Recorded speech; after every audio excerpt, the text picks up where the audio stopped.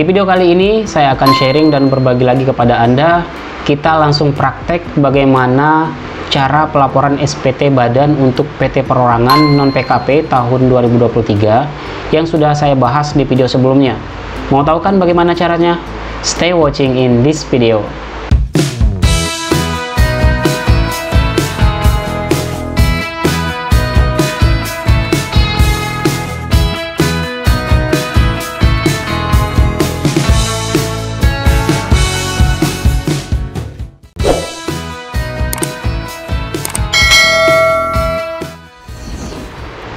Assalamualaikum Sobat ETC. Pada kesempatan kali ini saya akan sharing dan berbagi lagi kepada Anda semua dengan topik kita langsung praktek ya, bagaimana cara pelaporan SPT Badan untuk PT Perorangan non-PKP tahun 2023. Di channel YouTube Andi Matalata Channel, satu-satunya channel YouTube yang mengulik semua aspek perpajakan, masalah perpajakan.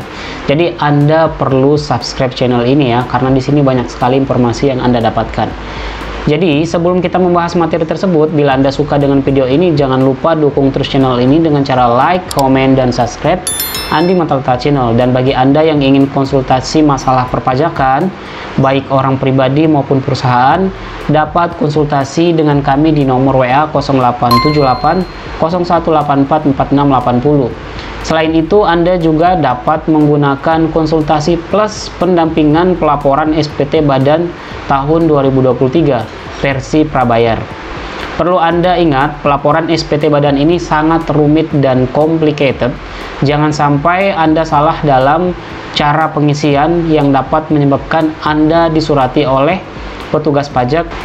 Dan bagi Anda yang telat menyampaikan pelaporan SPT Badan tahunan untuk perusahaan, maka nanti Anda akan dikenakan sanksi sebesar Rp1.000.000 sesuai dengan pasal 7 Undang-Undang KUP.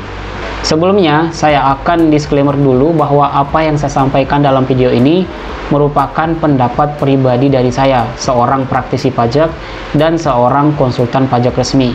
Saya sarankan sebaiknya Anda jangan langsung serta-merta menggunakan pendapat atau cara yang saya paparkan dalam video ini dalam mengambil keputusan dalam hal urusan perpajakan. Sebaiknya Anda dapat konsultasikan dengan konsultan pajak Anda masing-masing, karena bisa jadi apa yang saya sampaikan bisa saja salah, keliru, atau berbeda penafsiran dengan konsultan pajak lainnya. Dan masalah perpajakan yang Anda temui juga bisa langsung Anda konsultasikan ke bagian penyuluh perpajakan di kantor pajak terdekat atau tempat Anda terdaftar.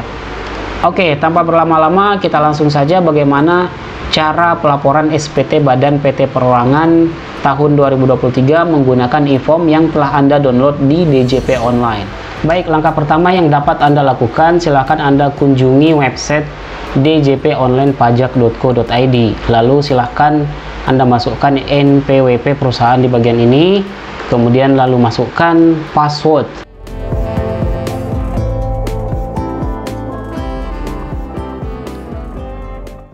Jika sudah, silahkan klik login. Setelah Anda berhasil masuk ke menu DJP Online, silahkan Anda klik menu lapor.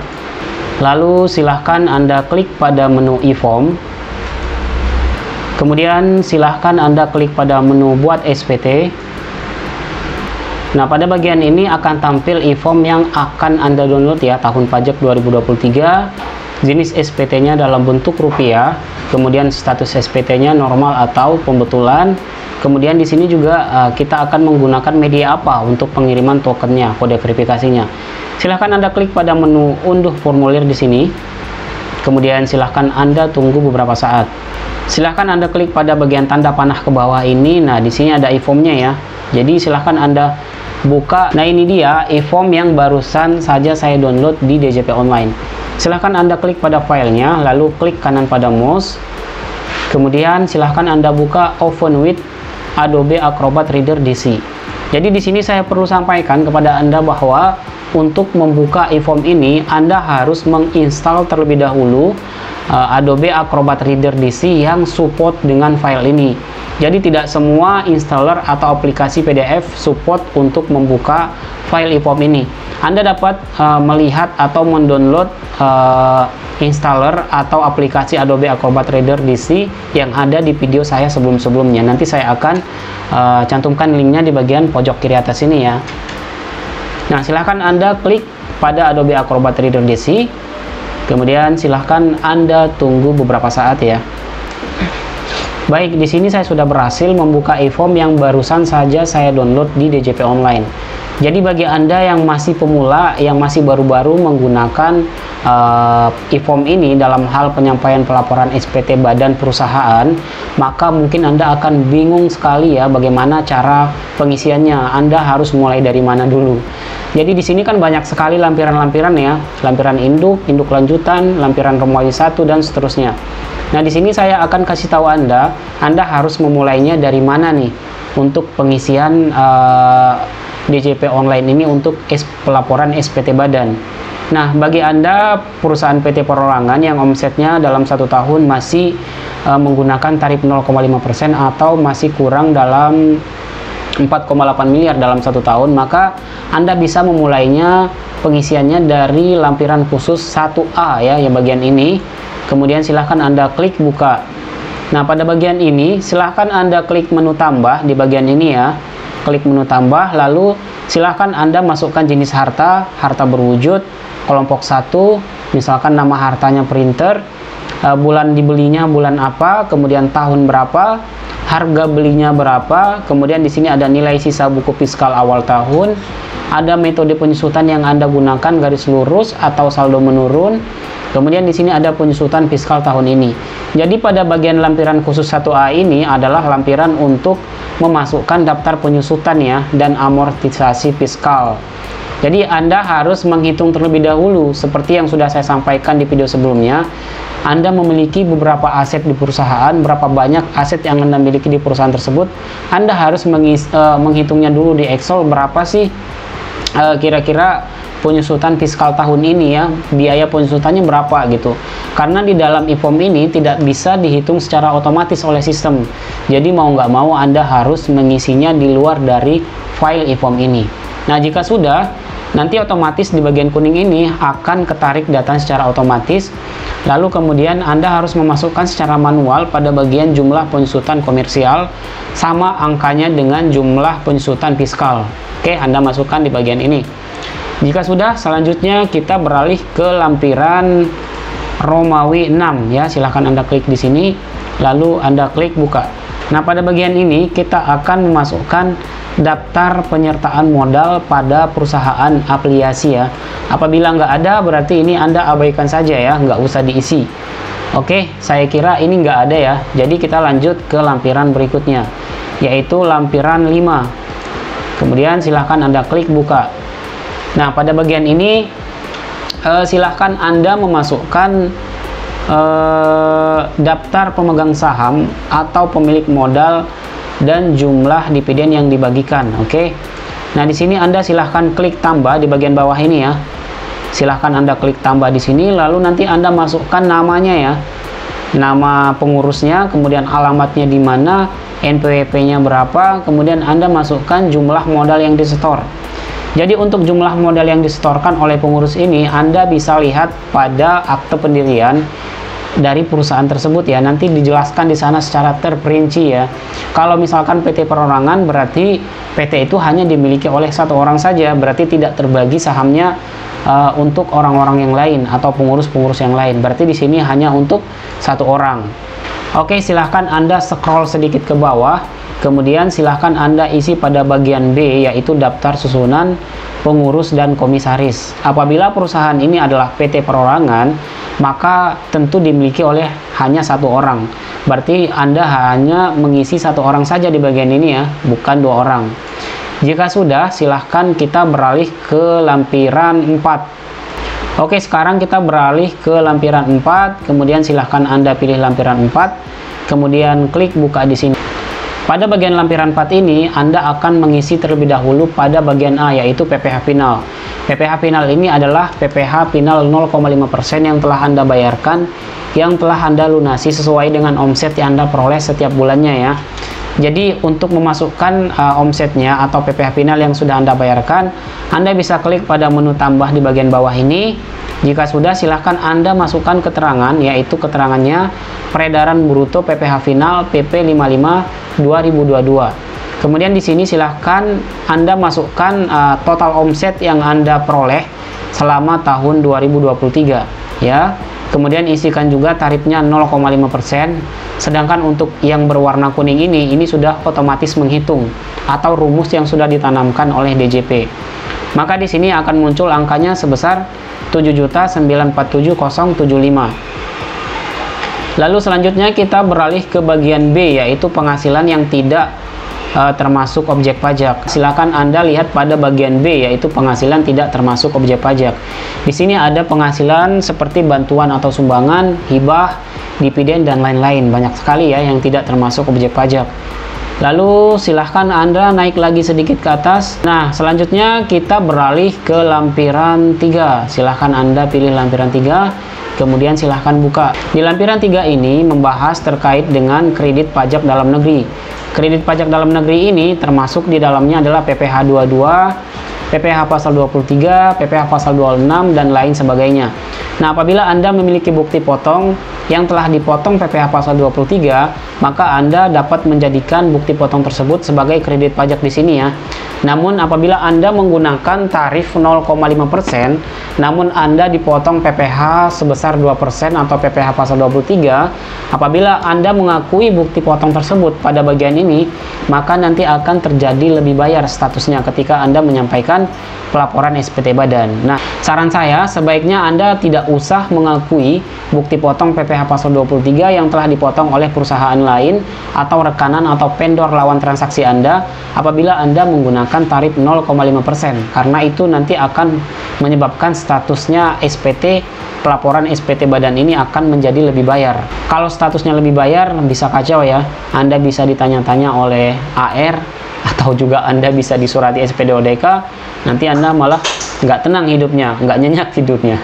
Sebaiknya saran saya nggak usah dikreditkan deh PPh pasal 23-nya, bukti potongnya. Oke? Apabila nggak ada, silakan Anda kosongkan saja ini. Kemudian kita lanjut ke lampiran 2 ya, lampiran 2, kemudian silakan Anda klik buka. Nah, pada bagian lampiran 2 ini Anda akan memasukkan perincian harga pokok penjualan, biaya usaha lainnya, dan biaya dari luar usaha secara komersil. Pada bagian lampiran 2 ini, Anda akan memindahkan angka-angka yang telah Anda buat di Excel sebelumnya terkait dengan perincian harga pokok penjualan, biaya usaha lainnya, dan biaya dari luar usaha secara komersial. Yang pertama, di sini Anda harus memasukkan harga pokok penjualan atau HPP. Di sini Anda akan memasukkan pembelian bahan atau barang dagangan. Nah, angka ini Anda bisa temukan di file Excel yang telah Anda buat. Lalu silahkan Anda masukkan juga persediaan awalnya berapa, kemudian persediaan akhirnya berapa. Di bagian kanan ini akan menghitung secara otomatis. Lalu selanjutnya di bagian biaya usaha lainnya. Nah, di bagian ini Anda harus memasukkan gaji selama 1 tahun itu berapa ya yang telah dibayarkan, dimasukkan totalnya di sini. Kemudian dimasukkan juga biaya transportasi ya. Kemudian dimasukkan juga biaya penyusutan dan amortisasi. Lalu dimasukkan juga biaya sewa, misalkan usaha Anda masih menyewa ruko atau gedung ya untuk menjalankan usaha tersebut. Kemudian masukkan biaya lainnya. Di dalam biaya lainnya ini adalah biaya-biaya selain biaya gaji, biaya transportasi, biaya penyusutan, dan biaya sewa. Jadi semua total biaya-biaya selain dari 4 item biaya ini. Maka di sini juga nanti akan muncul totalnya berapa ya. Kemudian di sini akan dihitung secara otomatis oleh IFOM. Jika sudah, selanjutnya kita beralih ke lampiran 1 ya. Pada lampiran 1 ini, Anda akan melakukan penghitungan penghasilan neto fiskal, yaitu pada bagian nomor urut 1 ini, yaitu penghasilan neto komersial dalam negeri. Poin A, yaitu peredaran usaha. Anda harus memasukkan pada bagian ini omset yang Anda peroleh selama 1 tahun. Anda tinggal masukkan saja pada bagian ini, maka nanti row-row bawahnya ini akan menghitung secara otomatis. Kemudian silahkan Anda masukkan pada bagian nomor urut 4, yaitu penghasilan yang dikenakan PPh final dan yang tidak termasuk objek pajak. Silahkan Anda masukkan sebesar 134 ini ya. 34.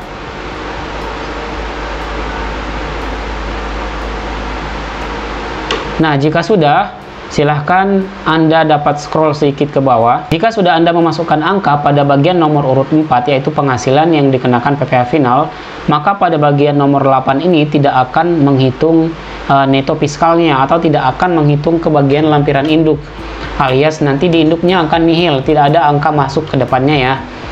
Oke, kita lanjut ke lampiran selanjutnya. Selanjutnya kita beralih ke lampiran induk ya. Kita akan buka lampiran induk.